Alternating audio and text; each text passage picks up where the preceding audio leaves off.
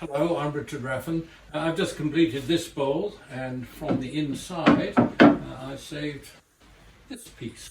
And so what you're going to see in this video is what I do with this.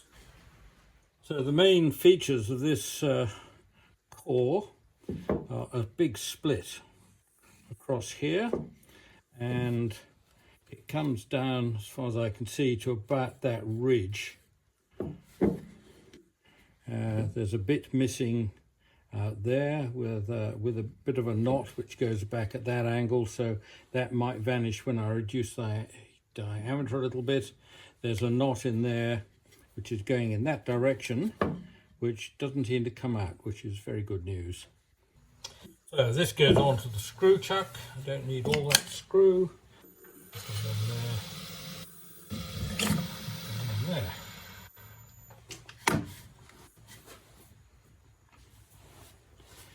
I'm thinking in terms of a 3 little feet, little tripod bowl, so it doesn't really matter what size that is regards the chuck.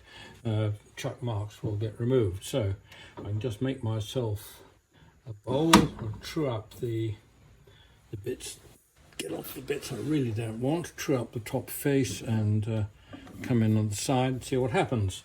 So this is a P&N kind of half round gouge. Doesn't really know whether it's wanted to be a spindle gouge or a bowl gouge, but it's a useful tool. No longer manufactured.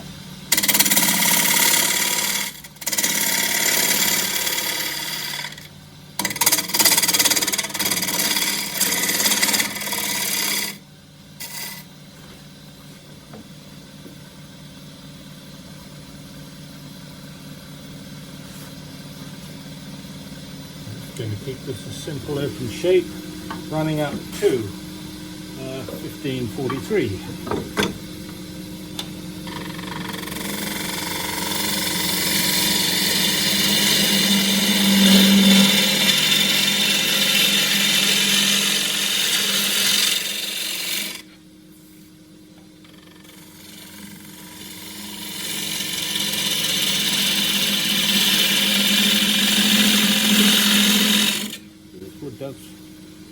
I happen to know it's 23% moisture.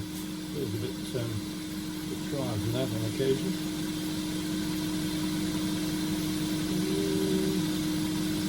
I'm beginning to wonder about removing my splits altogether. Yeah, I think I'm just going to come down and take that knot away, and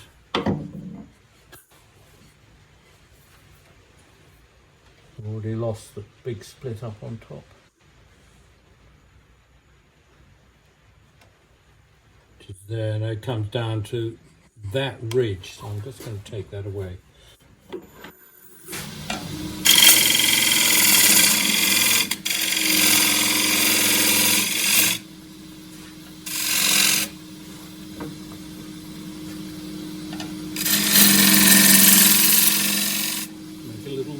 Bowl. The shear scraper tilted right up on edge, shear scrape down the corner.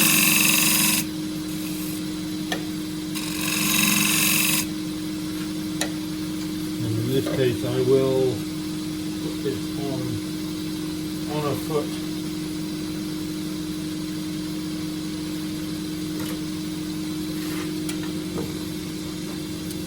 This size I have divided the steps of the diameter as I want.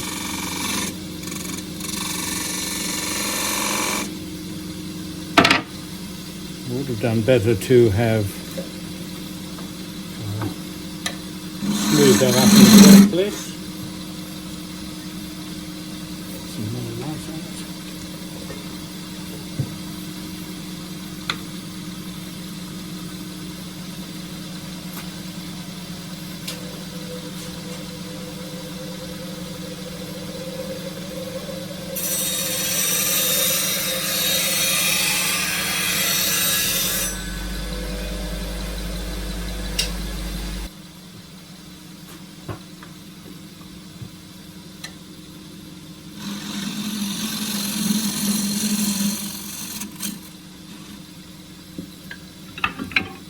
3/8 spindle gouge, 3/8 flute.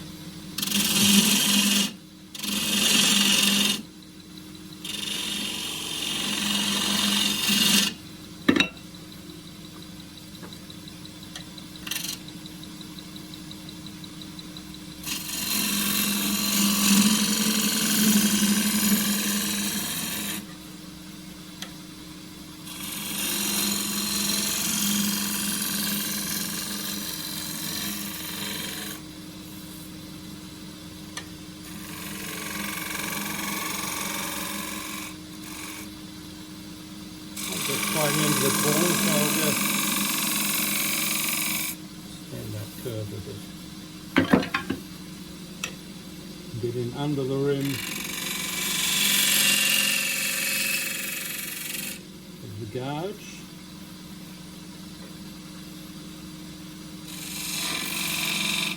And that'll just define that corner better rather than kind of flowing around from one surface to another.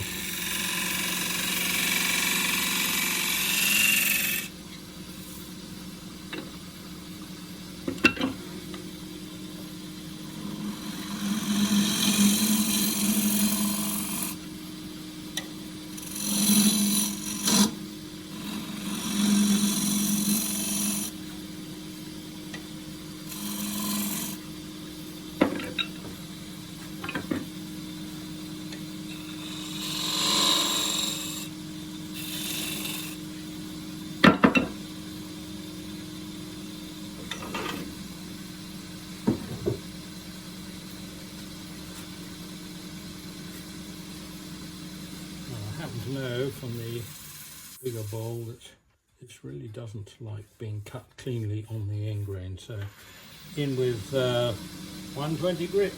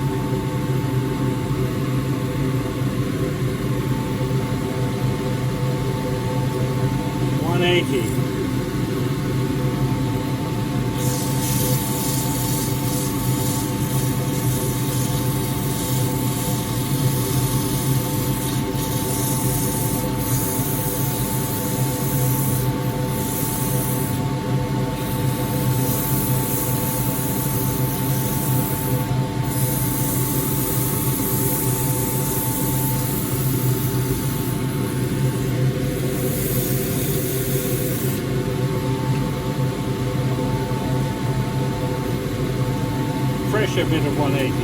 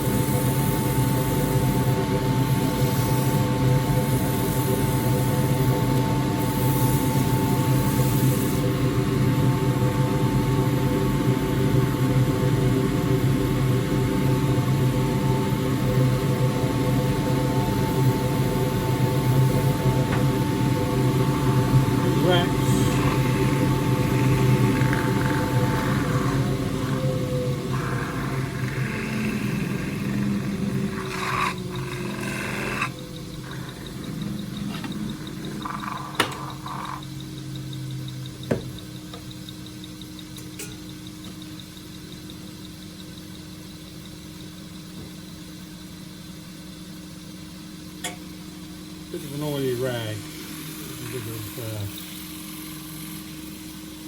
4 glimpses of this from the bigger bowl.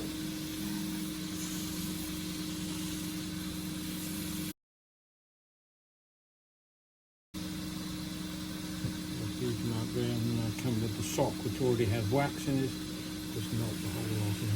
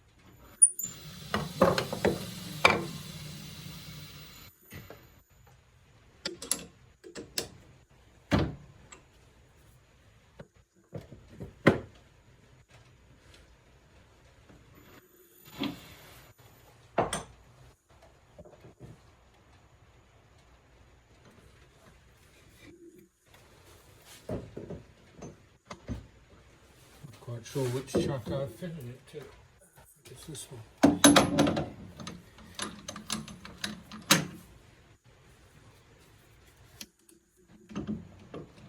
It is.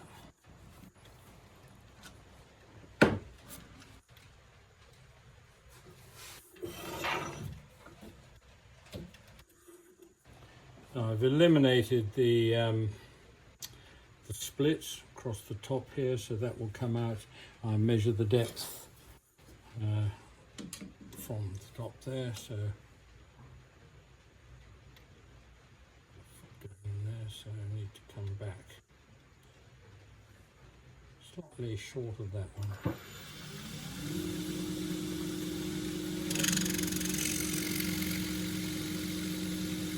Should do it, I can measure it later. I'll use the same gouge.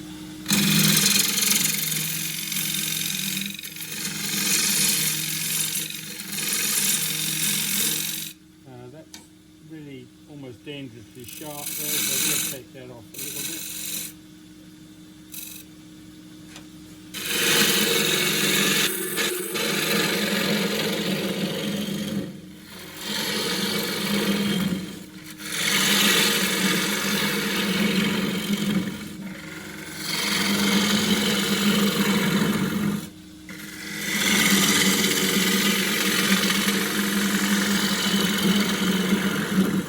Of course, it is more like a spindle gouge than a bowl gouge.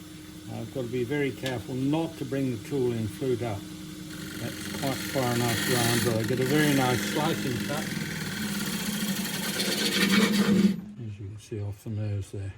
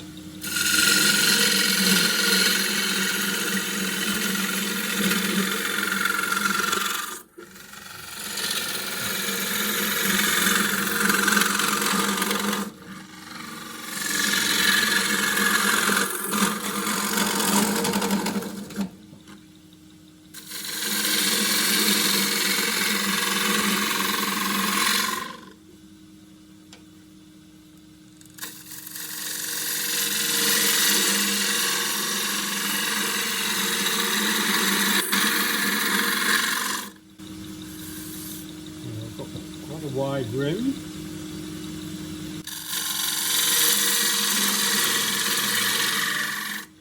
Slight reverse curve.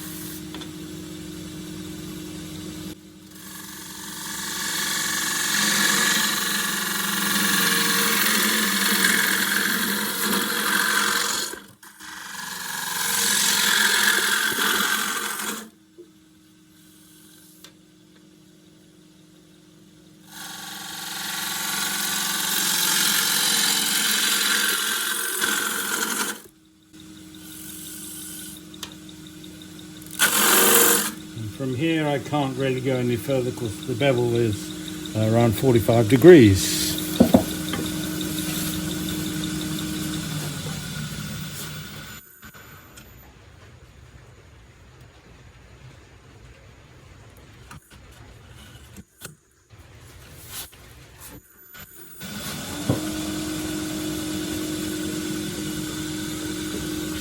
So the rest I do with the ball scraper is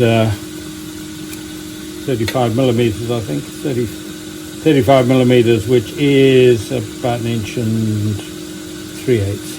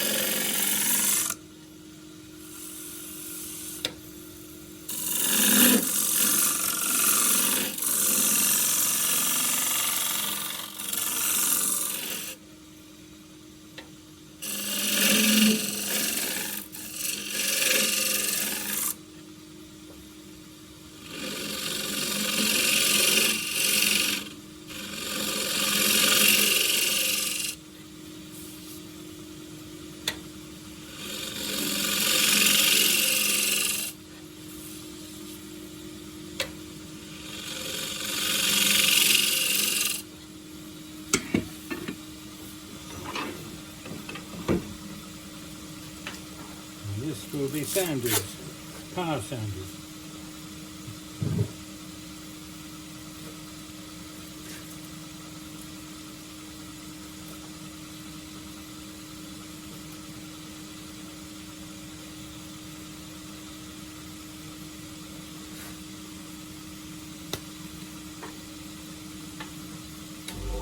Starting with 120.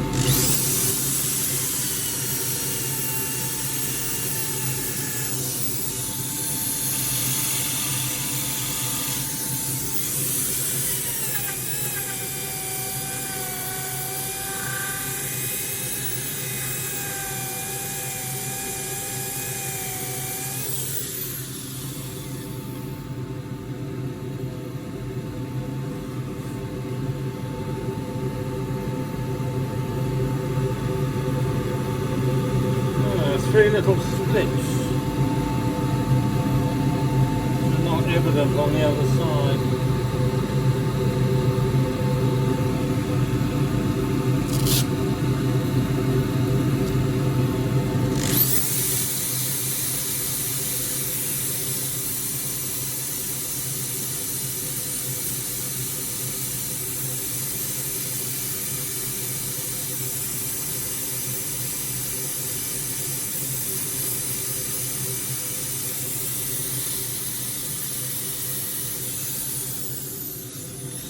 There's some pickup grain on the end grain. There's a figure in.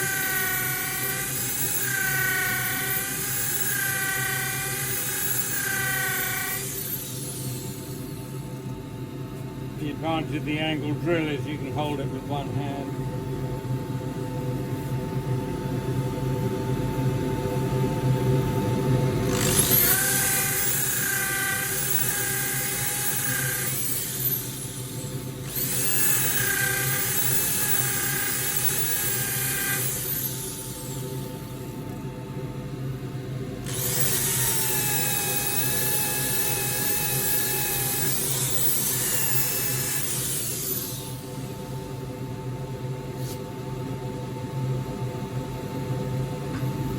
$1.80.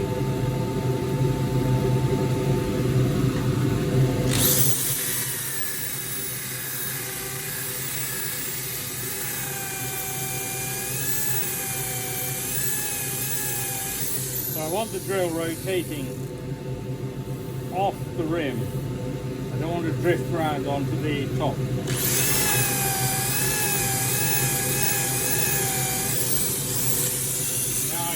Top here.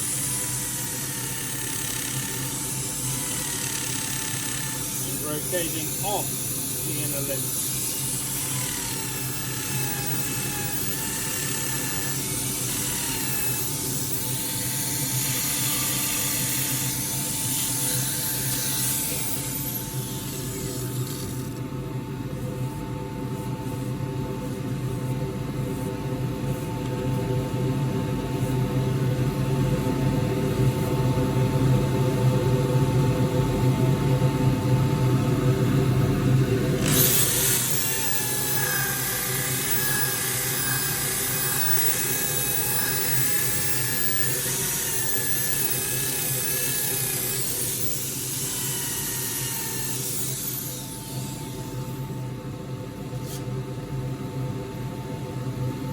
240 grit.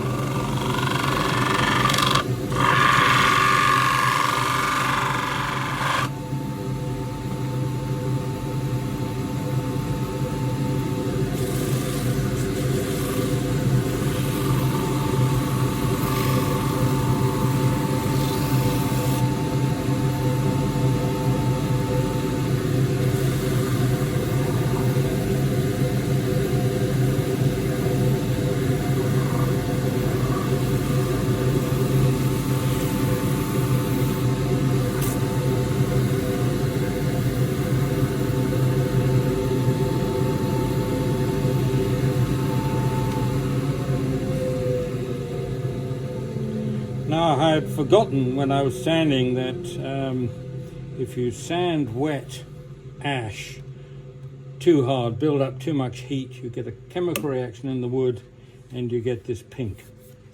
And there's not much I can do. In fact, there's nothing I can do about that except wait for it to fade back in into the general bowl. Long term it'll just give the bowl a bit more richness in colour, but for the moment it's a bit of a nuisance.